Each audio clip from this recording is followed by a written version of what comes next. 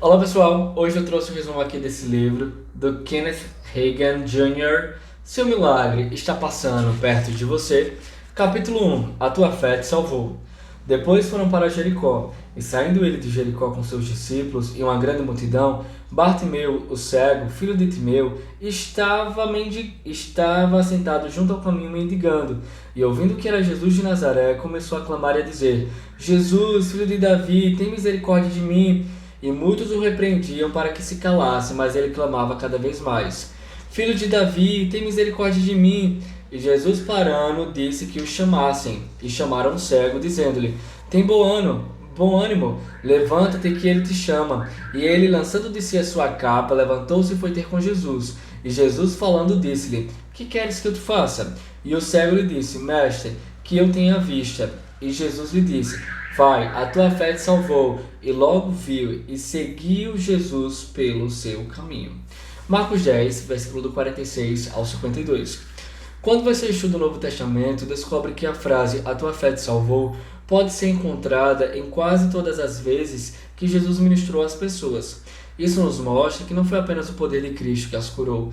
Embora o poder que o Salvador possuía estava operando, note que ele não disse: "O meu poder te curou". Em vez disso, ele declarou: "A tua fé te salvou".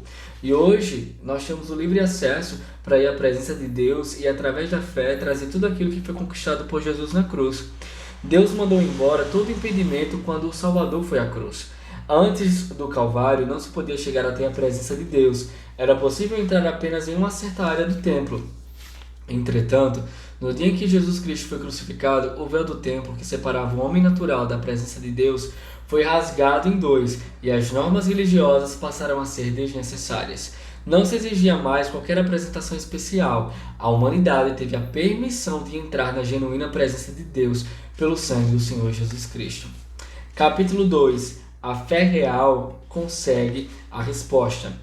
Na época em que vivemos, o milagre está vindo e está somente passando por uma porção de pessoas, porque elas estão dando ouvidos à tradição em vez de ouvirem o que Deus diz. Estão sendo silenciadas, por isso ficam sentadas e mantêm a boca fechada.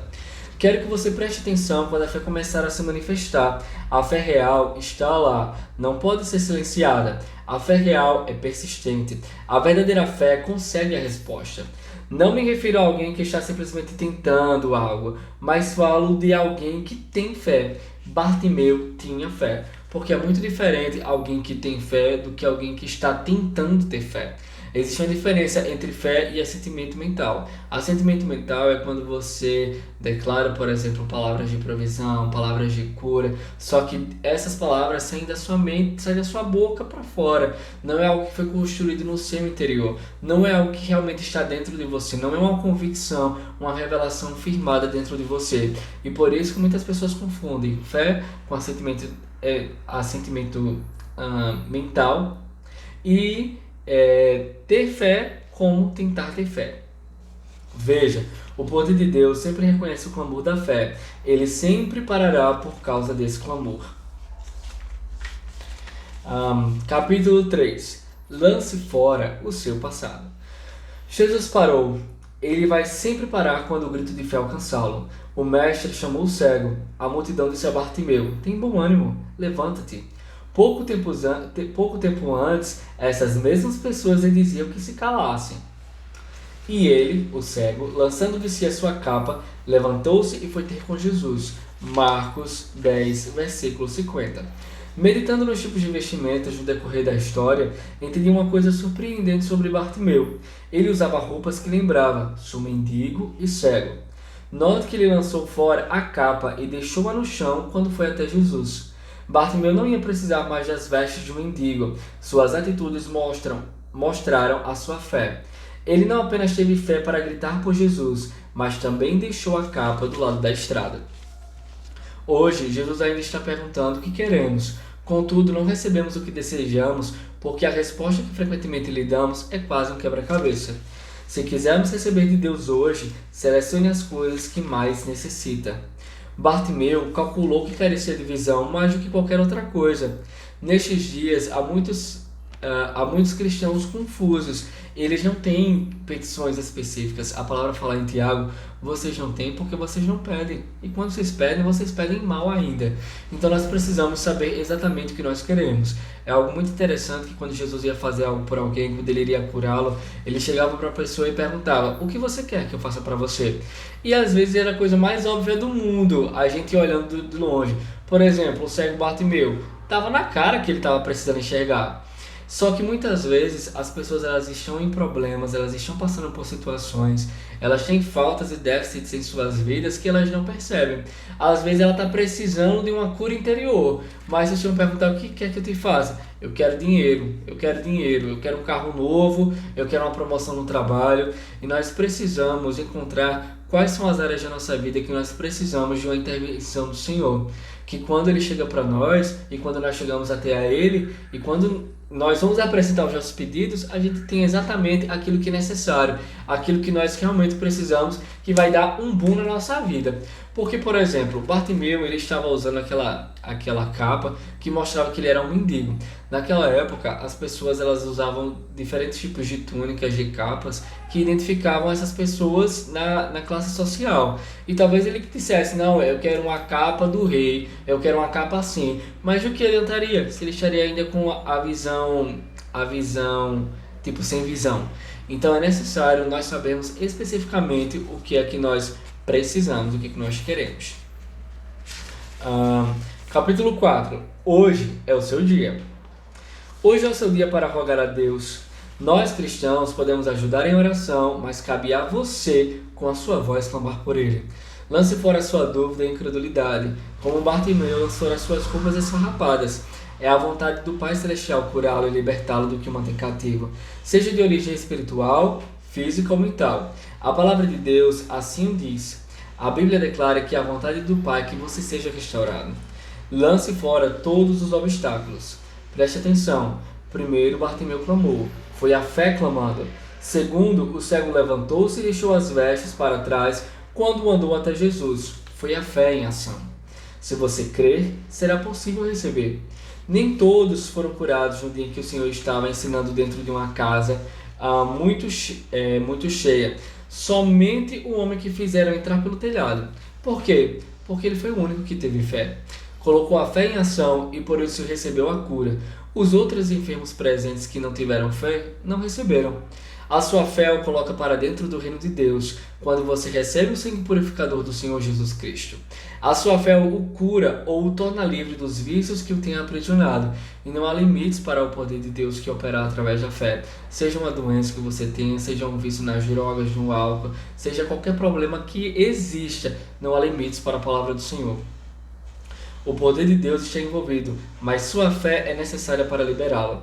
É por isso que Jesus frequentemente dizia às pessoas, a tua fé te salvou. O seu poder ali não conseguiria operar sem a fé.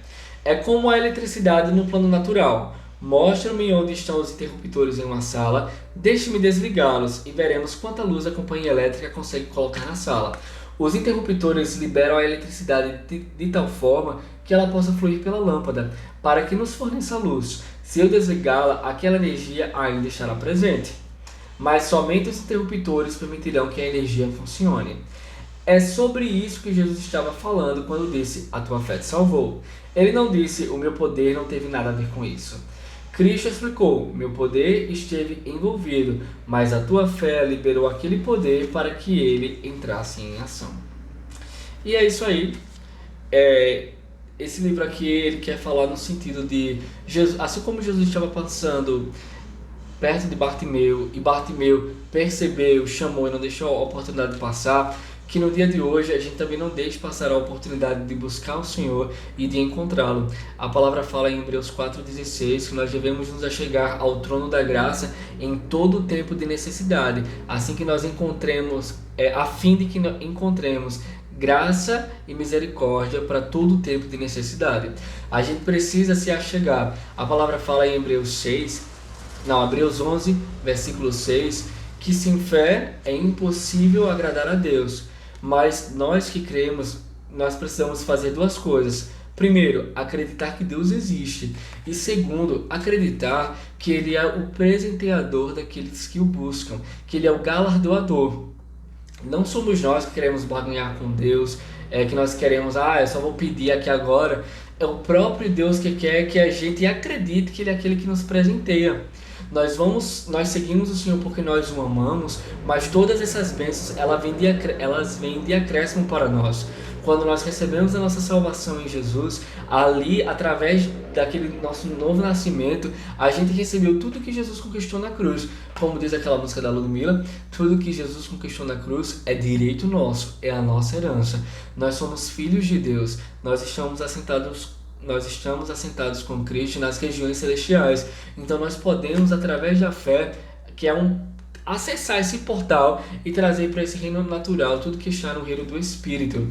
Que nós não deixemos passar esse dia de hoje, porque o Senhor está disponível todo o tempo. Se nós liberarmos a nossa fé, colocarmos a nossa fé em ação, nós vamos poder receber, assim como Bartimeu, o que nós precisamos. O Senhor, Ele tem prazer em nos abençoar, Ele tem prazer em nos ajudar e nos alcançar. Mas é necessário que a gente libere a nossa fé no poder dEle, a nossa fé na palavra dEle, no que Ele diz que é e no que Ele diz que pode fazer. E é isso aí, galera, e sejam abençoados na prática da palavra. Seu milagre está passando perto de você? Então, se está passando, chame por ele. Sim, outra coisa que eu lembrei, quando eu estava lendo aqui o livro, muito importante, que eu nunca tinha pensado nisso, que foi: muitos repreendiam para que ele se calasse, mas ele clamava cada vez mais. Eu achei isso muito poderoso, porque quantas coisas não acontecem na nossa vida no dia a dia, em que a gente está buscando o Senhor, a gente está orando, confessando a palavra, mas aí vem a seta, vem a afronta, vem um confronto para nos fazer calar, e muitas vezes a gente cala. Só que uma coisa que eu tenho aprendido: quando a afronta vier, a gente dobra o volume. Se vier a afronta nessa altura, o nosso louvor vai ser aqui. Como diz aquela música da Betel, né? Eu levanto um aleluia mais alto do que a incredulidade, mais alto, louder than the enemy, mais alto que a incredulidade, mais alto que os inimigos. Ou seja, veio aqui a afronta, o meu louvor, a minha adoração vai ser aqui. Se o diabo está me confrontando, me enfrentando aqui, eu vou dobrar o meu louvor e minha adoração. Eu não vou ceder. Porque quanto mais a galera pedir para eu calar, as circunstâncias pedir para eu calar, eu vou falar mais alto, eu vou orar mais alto. E quando eu falo assim mais alto, não é em sentido de som, de volume, de barulho, mas eu falo sobre intensidade, sobre você ser mais intenso. Se a afronta vem com força, você coloca mais força ainda. Mas eu não tenho força, é como diz a palavra, tira a força da fraqueza e vai. E a gente vai enfrentando, porque tudo é possível ao que crê. Tudo é possível para Deus e tudo é possível para aquele que crê. Foi o próprio Jesus que disse isso.